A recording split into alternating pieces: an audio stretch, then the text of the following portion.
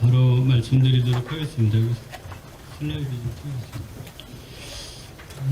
지금 병원에서도 환자분 중에 한 분은 한 14주에 입원하셔갖고 양수가 터져서 이 아이를 살리려는 노력을 하고 있고, 다행히 잘 치료가 돼서 양수가 막히고, 또 자궁경부가 짧아져서 저산의 우려가 있어서 또 자궁경부 봉합 수술을 하고, 지금은 이제 임신 28주에 이르러서 어떻게 하면 이 아기를 더 살릴 것인가에 대한 치료를 고위험 센터에서는 하고 있습니다. 그래서 사실은 14주 아기를 낙태하고 24주 아기를 낙태해도 된다는 것은 산부인과 의사로서는 실제로 감당하기 어려운 정도의 부담감을 갖고 있습니다. 이게 부담감이란 게 뭐냐면 이 아기가 어떤 아기인지 알기 때문에 이렇게 힘들게 한 명을 살리려고 고위험 산모 전문 교수들이 치료하고 있는데, 이런 아기들을 자유롭게 낙태하는 분위기에 입법 예고를 하고 있다는 사실이 놀라울 뿐입니다.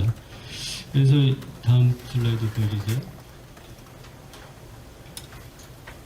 그래서 이번에 입법 예고안을 쭉 봤습니다. 그래서 입법 예고안을, 법무부의 입법 예고안을 봤더니 조금 많이 놀랍습니다. 뭐 조금이 아니라 상당히 놀랍죠. 그런데 24주까지도 사회경제적 사유로 낙태를 할 수 있게 하겠다라고 하면은, 사실은 사회경제적 사유라는 거는 뭐냐면 첫째가 있는데 둘째가 부담이 된다. 아니면 첫째, 둘째가 있는데 셋째 낳기가 부담이 된다. 여러분은 다 첫째인지 모르겠어요. 여기 계신 분은 둘째, 셋째는 없으신지 모르겠습니다. 그래서 사실은 그렇게 오시는 분들이 사회경제적 사유에 대다수입니다. 그런 분들을 보고 자유롭게 24주까지 낙태할 수 있게 하겠다는 입법이 논의되고 있다는 사실이 놀라울 뿐입니다. 왜냐하면 지금도 아까 말씀해 주셨지만은 임신 23주, 24주 아기들을 다 살립니다. 거꾸로 얘기하면 아까 말씀드린 14주 산모도 지금 입원해 있지만 18주, 19주 산모를 조금만 더 치유하면 23주, 24주, 28주 생존기간을 올려서 건강하게 생존할 수 있습니다. 그런 보고들이 이미 여러분들이 많이 언론을 통해서 봤을 겁니다. 그렇기 때문에 24주를 의학적으로도 보면은 임신 20주 이전을 유산이라고 하고, 불가피하게 나오는 아기들을 정의할 때 20주 이후를 조산이라고 얘기합니다. 무슨 말이냐면 20주 이후는 분만을 얘기하는 겁니다. 그건 낙태가 아니라 그냥 살인이고요. 분만인 겁니다. 20주 이후에는. 20주 이전에 불가피하게 나오는 아기예요. 어쩔 수 의학적 치료에도 불구하고 나오는 아기를 우리가 유산이라고 얘기를 한다면, 그렇기 때문에 지금의 안은 좀 너무도 심각하다. 그리고 두 번째로는 이제 약물을 이용한 낙태의 70% 정도는 결국에는 의료기관의 도움을 추가로 받아야 되는 경우가 많습니다. 불법적으로 약물을 구해서 혼자 약을 사용하시고 결국에는 출혈이나 아니면 불안전한 낙태 유산으로 인해서 결국 의료기관의 도움을 받아야 되는 경우가 많이 있기 때문에 이 밀페프리스톤이라는 프로게스테론을 착상을 방해하는 이 호르몬제에 대한 도입에 대해서는 좀 신중할 필요가 있겠다.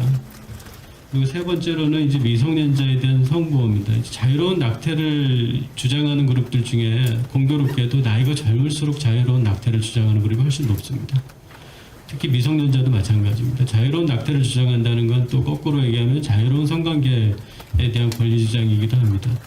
그렇기 때문에 더더군다나 아직 윤리의식이라든가 기타 보호자의 동의가 필요한 이런 미성년자분들에게 낙태에 대한 권한은 본인 스스로 결정할 수 있는 권한을 주겠다는 것은 좀 우려스럽지 않을 수 없습니다. 네 번째로는 이번에 정부 입법안을 보면 모자보건법의 내용을 보고 깜짝 놀랐습니다. 뭐라고 써있냐면, 여기는 안 써놨는데요. 모자보건법은 세부적인 인공임신 중절 시술 절차와 체계에 그렇게 써놨습니다. 지원 근거를 마련하는 법. 깜짝 놀랐어요. 모자보건법은 엄마와 아기의 건강을 증진시키는 법인데 모자보건법의 정의를 이렇게 낙태 시술을 절차와 지원을 근거하는 법으로 모자보건법을 이제 바꾸려고 한다는 사실을 보고, 야, 이게 우리나라의 모자보건 정책이 도대체 어디로 가는 건가라는 말을 안 할 수가 없습니다. 심각한 문제고요. 다섯 번째는 이제 여성 건강이 위협받는 법입니다.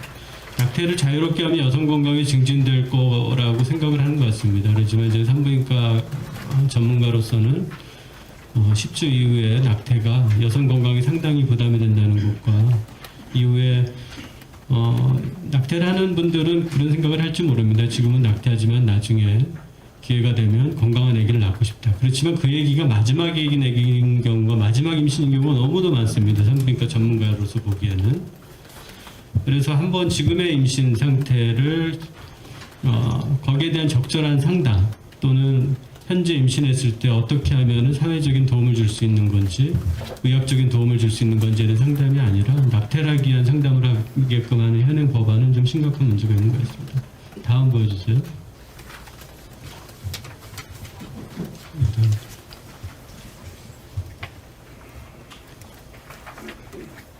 그래서 의학적 측면에서 이제 사회경제적 사유 등을 포함한 비의학적 낙태 허용 시기 이제 정부에서는 14주, 24주를 얘기했지만 여성 건강을 생각하면은 만약에 굳이 꼭 낙태를 허용하는 주수가 법제화되어야 된다면 그 14주, 24주는 6주, 10주로 바꿔야 됩니다. 예를 들어서 6주 이내에는 낙태를 진짜로 임신을 유지하기 원하지 않는 여성들은 6주까지, 그리고 여성의 건강을 고려해서 사회경제적 사유로 꼭 낙태를 해야 되는 여성이 있다면 10주를 넘지 않는 게 지혜로울 수 있습니다. 왜냐하면 10주가 넘으면 이미 물론 이것도 살인이긴 하지만 그럼에도 불구하고 10주가 넘으면 태아가 골격이 형성됩니다. 엄마 건강도 심각하게 훼손시키는 결과를 초래할 수밖에 없습니다. 그렇기 때문에 만약에 불가피하게 입법을 해야 된다면 14주, 24주가 아니라 6주, 10주로 사회경제적 사유에 의한 낙태는 10주 미만으로. 다음 슬라이드 보여주세요. 산부인과 의사회에서도 전문가들이 다 모여서 산부인과 의사회는 이제 개원가에 있는 산부인과 전문가 집단이고요. 그리고 산부인과 학회는 대학 교수들이 다 모이는 단체입니다. 저희 단체 두 개의 단체에서 모여서 논의를 해서 언제까지가 제일 그래도 임산부 건강에 부담이 덜 되는 주수냐, 이거 10주 미만에 대한 것으로 논의를 했습니다. 최한나 선생님 이야기 아마 토론자로 오셔서 좀 이따가 말씀을 좀 해주실 거라고 생각됩니다. 다음 보여주세요. 여기 사진입니다. 그래서 제가 어제 10주 이내 초음파 사진을 좀 찾아봤습니다. 요즘에는 2차원 사진으로 찍는 게 아니라 다 입체 초음파로 찍을 수 있습니다. 그래서 낙태하시는 분들, 낙태를 결정하시는 분들의 생각에는 뱃속의 아기는 눈에 안 보이니까 없는 거다. 진짜 눈에 안 보이면 없습니까? 여러분들 여기서는 뭐 제가 의학적 측면을 얘기하기로 했으니까 뱃속에 아기가 설사 엄마 눈에는 안 보이더라도 현대 의학 기술은 저렇게 팔다리가 다 형성되어 있고 사람의 모습을 그대로 한 모습을 입체로 이제는 촬영할 수 있는 시기까지 왔습니다. 다음 슬라이드 보세요. 이 14주 아기입니다. 14주 아기는 이제 이미 골격계까지 머리뼈 그 외에 다른 골격계도 다 형성돼서 저렇게 완전한 사람의 모습. 10주부터는 우리가 완전히 사람의 모습을 다 형성한 시기죠. 그 다음 슬라이드 보여주세요. 이제 24주는 아기가 너무 커서 한 화면에 들어오지도 않습니다. 그래서 만약에 찍으려고 그러면 이제 부분 찍어야 됩니다. 얼굴 찍고 손 찍고 발 찍고 이렇게 따로따로 찍어야 될 정도로 그대로.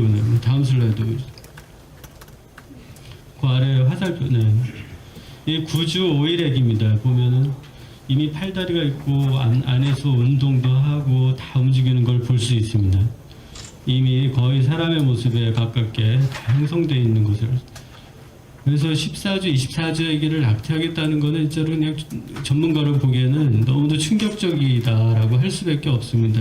우리나라에서 한 명의 생명이라도 보호해야 되는 국가에서 14주, 24주 아기, 24주까지 사회경제적 사유, 둘째, 셋째여서 저 못 낳겠습니다. 그러면 다 낙태해도 된다는 거는 이건 낙태가 아니라 거의 살인 수준입니다. 다음 보여주세요. 의학적 사회 낙태. 사실은 이아트로제닉 딜리버리라는 게 있습니다. 예를 들면 임산부가 임신 중독증으로 임신을 계속 유지하면 경련에서 위험한, 엄마 건강에 위험한 상황이 있다. 그거는 사실은 임신 24주, 25주에 하는 건 분만입니다. 아기의 생존 가능성과 아니면 그리고 엄마의 합병증이 덜 생길 수 있는 그 경계, 엄마도 건강을 보존하고 아기도 생존할 수 있는 건강 시기를 찾아서 분만하는 걸 말합니다.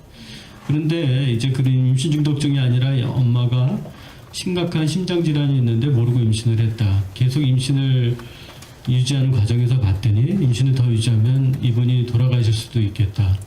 라고 이 엄마의 생명과 아기의 생명이 상충될 때는 10주에서 20주 정도까지도 전문가 단체의 논의를 거칠 필요가 있을 것 같습니다. 사실은 이런 경우에서도 저는 우리나라에서는 우리 이런 경우를 본 적이 없지만 제가 연수가 있을 때 캐나다도 오히려 낙태가 합법화되어 있는 나라입니다. 근데 거기서 어떤 경우가 있었냐면 23주인데 엄마가 암이었어요. 그래서 이제 의료진들이 아마 23주에도 거기 낙태를 했었나 봅니다. 근데 낙태를 권유하고 6개월 이상, 1년 이상 살 수 없어서 환자가 항암 치료를 하면 더 오래 살 수 있을 거라고 얘기를 했는데 엄마는 아기를 살리기를 결정하죠. 그래서 우리가 좀 심각하게 고민을 해야 됩니다. 우리가 태아의 생명 한 명이라도 더 살리는 것에 대한 고민이 필요한 시점이고요. 이 모체 사유로 인해서 10주 이후에 불가피하게 분만을 해야 되는 경우가 있다면 엄마의 생명이 위협받는 경우가 포함될 수 있을 거라고 생각됩니다. 다음 보여주세요. 네, 약물 낙태 도입에 대해서 아까 말씀드렸지만 미페프로스테론에 대해서 마치 낙태를 간단하게 할 수 있는 약제로 많이들 소개되고 있는데 절대 그렇지 않고요. 상당히 많은 합병증이 있고 임산부들에게 건강을 위협하는 약물이기 때문에 국내에 들어오는 걸 신중하게 해야 되겠고요. 다음 슬라이드 보세요. 숙려 기간을 지금의 입법 과정에서 보면은 하루 정도의 과정을 거쳐서 임신 중절 종합 상담소 이런 상담소에서 바로 상담 확인서를 받으면 그 다음날 낙태할 수 있게끔 입법 예고를 하고 있습니다. 우리 모자보건법에서 이 상담 절차는 낙태하는 절차, 낙태의 합병증은 뭐고 그리고 어떻게 하면 낙태할 수 있는지에 대한 설명을 하는 그런 상담이 돼서는 안 되고요. 현재 임신 상태인데 예를 들면은 우리나라에서 이 아이가 살 수 있는 방법, 예를 들면 입양에 대한 것도 아니면 한부모 가정에 대한 것도 아니면은 다양한 우리 사회에 이 아기가 살아나갈 수 있는 서포트, 이 사회 전체에서 서포트할 수 있는 시스템에 대한 다양한 아기 생존 방법에 대한 상담 그리고 임신을 유지하는 것에 대한 상담이 돼야 되지. 어떻게 하면 낙태를 할 수 있을 것인지 낙태의 과정과 합병증을 설명하는 상담이 돼서는 안 되겠고요. 그것에 대한 상담을 받았다는 증명서를 내주는 상담에 대해서는 곤란할 것 같다는 생각이 듭니다. 임신을 유지할 수 있는 상담에 대한 진지한 고민이 필요할 것 같습니다. 다음 다시 슬라이드. 입체 사진을 몇 장 좀 준비했는데요. 아까 처음에 봤던 사진입니다. 임신 10주에 이런 이미 아기는 팔다리가 다 형성되어 있고요. 다음 슬라이드 보시죠. 11주, 12주, 여기 11주 애기죠. 11주 5일 된 애기인데 앞에서 보면은 이제 탯줄이 달려 있고요. 팔다리 완전한 사람의 모습입니다. 다음 보여주세요. 역시 11주, 12주 애기죠. 다음 보여주세요. 아까 봤던 14주 애기고요. 다음 보여주세요. 이제 애기가 점점 커서 이제 17주, 18주가 되면은 아주 얼굴 표정까지도 다 볼 수 있습니다. 다음 보여주세요. 17주, 18주에는 이제 얼굴도 확대하면은 얼굴 표정까지도 다 볼 수 있어요. 다음 보여주세요. 이제 조금 더 크면 26주. 이렇게 되면은 뭐 손 발가락까지도 그 전에도 다 보이긴 하지만 다음 보여주세요. 이렇게 손까지도 선명하게. 이제 배 자궁 안에 있어서 바깥에서 엄마 아빠가 안 보이면 그 얘기는 없는 게 아닙니다. 온전한 사람의 모습으로 뱃속에서 저희와 똑같은 생명체입니다. 사실 제가 이 강의를 준비한다고 그랬더니 아까 우리 대표님이 커밍아웃 했다고 그러는데 저희 아버님이 20살 때 저희 어머님 23세 어머니를 만나서 사랑에 빠지셨어요. 그래서 이제 할머니께 둘이 막 결혼하시기 전이었던 것 같아요. 제 아내한테 왜 그런 얘기를 했는지 모르겠어요. 그래서 할머니 그래서 아마 낙태하라 그랬나 봐요, 저를. 네, 그런데 어머니께서는 이제 그거를 못하겠다. 어머니 여성이 그 당시에 나이가 많은 게 좀 평범하지 않았었나 봅니다. 연상. 그래서 사실은 우리가 낙태라는 거는 누구나 다 있을 수 있는 얘기고 남의 문제가 아니고 다 우리 본인의 문제고 우리 바로 이웃의 문제고 우리 가족의 문제이기 때문에 어떻게 하면 이 입법 과정에서 한 명의 아이, 한 명의 생명이라도 살릴 수 있을 것인가에 대한 고민을 진지하게 해야 되고, 오늘 이 자리가 그런 중요한 계기가 되지 않을까. 6주, 10주 법안이 14주, 24주가 아니라 6주, 10주 법안이 통과돼야 될 것 같습니다. 감사합니다.